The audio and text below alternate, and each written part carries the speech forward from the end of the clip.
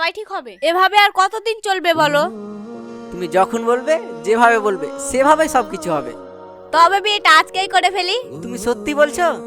হ্যাঁ, কিন্তু আরে বলো কি সমস্যা? নতুন করে তোমাকে আর কি বলবো, তুমি তো সবকিছুই জানো। বাবা মা আমাদের বিয়েটা মেনে নিবে না। বাবার খুব ইচ্ছা ছিল চাকরিওয়ালা ছেলের সাথেই বিয়েটা দিবে, কিন্তু তুমি তো বেকার। তাহলে কি করবে এখন? চলো বিয়েটা আমরা পালিয়েই করে ফেলি, বাড়িতে আমাদের ঠিকই মেনে নেবে। আচ্ছা চলো।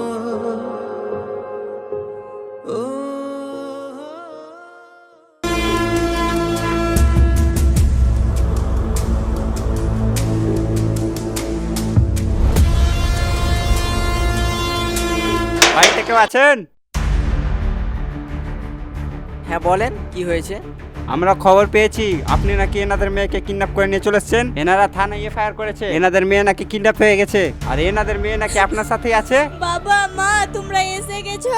এই ছেলে আমাকে জোর করে তুলে নিয়ে এসেছে, এমনকি আমাকে মেরে ফেলার হুমকি দিয়েছে। এখান থেকে যদি আমি পালিয়ে যাওয়ার চেষ্টা করি, আমি তোমাদের সাথে বাড়ি ফিরে যেতে চাই। মা তুই চিন্তা করিস না মা, আমরা চলে এসেছি তোকে নিয়ে যাওয়ার। স্যার আর মেয়েকে তো পেলাম, এবার আমার 5 লক্ষ টাকা আর 4 ভরি সোনা ওইগুলো এই হারামজাদার কাছ থেকে বের করে দিন।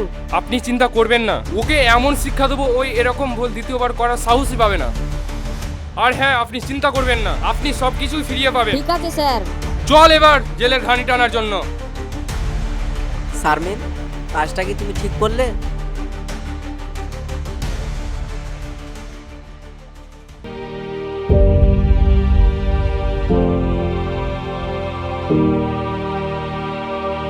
দেখ বাবা, এভাবে তো জীবনটাকে নষ্ট করিস না। এভাবে কি আর জীবন চলবে বল? লাইফে একটা তো ভালো কিছু করতে হবে বল। আমি তোকে রিকোয়েস্ট করছি বাবা, তুই পুরনো সব কিছু ভুলে গিয়ে নতুন করে জীবন শুরু কর। মা,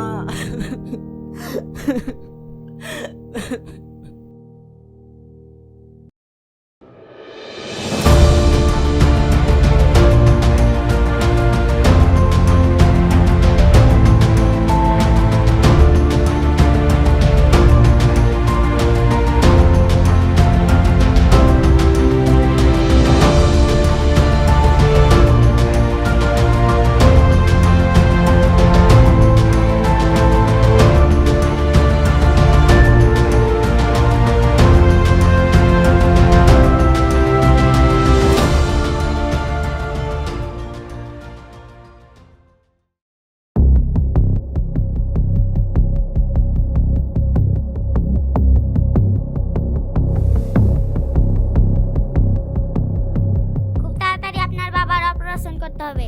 দিন দিন ওনার অবস্থা খুব ক্রিটিক্যাল হতে চলেছে। যদি ওনার অপারেশন করাতে চান তাহলে আমাদের স্পেশালিস্ট ডক্টর ডাকতে হবে। প্লিজ আপনি ডক্টর ডাকেন আর অপারেশন করার ব্যবস্থা করেন। যত টাকা লাগে আমি আমার বাবার জন্য সব ব্যবস্থা করছি। আচ্ছা ঠিক আছে, আপনি যত শীঘ্রই পারেন কাউন্টারে টাকা জমা দেবার ব্যবস্থা করেন। আচ্ছা ঠিক আছে ম্যাডাম, আপনি টাকা নিয়ে কোনো টেনশন করিয়েন না, আমি জমা দেওয়ার ব্যবস্থা করছি। আপনারা যত শীঘ্রই পারেন ডক্টর ডাকার ব্যবস্থা করেন। ঠিক আছে।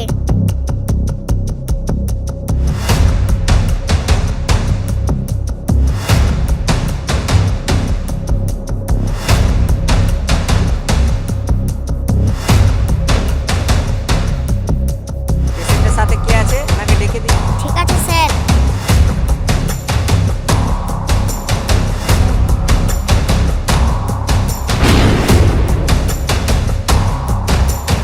তুমি? হ্যাঁ আমি। টাকার জন্য আর কতজনকে বাবা মা সাজাবে, আমার ভাবতেও অবাক লাগছে। মাসুদ প্লিজ তুমি আমাকে ক্ষমা করে দাও। তুমি যা আমার সাথে করে রেখেছো, আমি কি ঈশ্বরও তোমাকে ক্ষমা করবে না? এমন ভাবে বলো না প্লিজ। শুনো, আসলে সেদিন কি হয়েছিল। শারমিন, আর কি বলবে তুমি আমায়? বাবার অপারেশনের জন্য আমি অনেক চাকরি খুঁজেছি, কিন্তু কোথাও কোনো চাকরি পাইনি।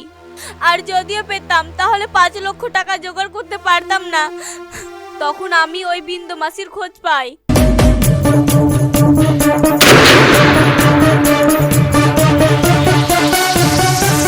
আমার কাছে কোনো গাছটার জায়গাই নেই।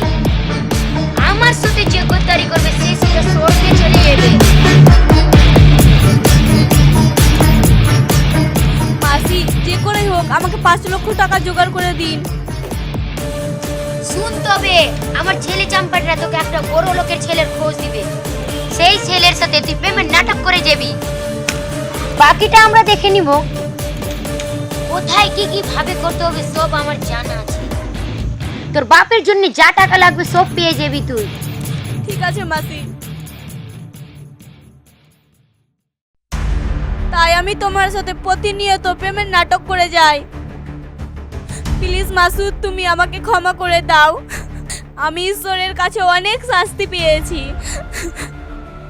তোমার সেই টাকা দিয়ে বাবার অপারেশন করিয়েছি ঠিকই, কিন্তু ঈশ্বরের পরিণতি দেখো, বাবাকে সুস্থ করে উঠাতে পারিনি। আবার বাবার অপারেশন করাতে হবে। আমি তোমার দুটো পায়ে ধরি, প্লিজ বাবাকে তুমি সুস্থ করে তুলো। বাবা ছাড়া যে এই পৃথিবীতে আর আমার কেউ নেই। বাবা ছাড়া আমি পুরো একা হয়ে যাব। কে বললো বাবা ছাড়া তুমি একা? আমাকে কি তুমি ভুলে গেছো? আমি তো তোমাকে সত্যিকারে ভালোবেসেছিলাম। মানে হ্যাঁ, সে আগের দিনগুলোর মতোই আজও আমি তোমাকে অনেক ভালোবাসি। আর আমি তোমায় কথা দিচ্ছি, বাবাকে সুস্থ করে তুলবই। মাসুদ, সে আগের মতো ভুল আর দ্বিতীয়বার করছি না। এবার বাবা সুস্থ হলে বিয়েটা করে ফেলবো। তুমিও না।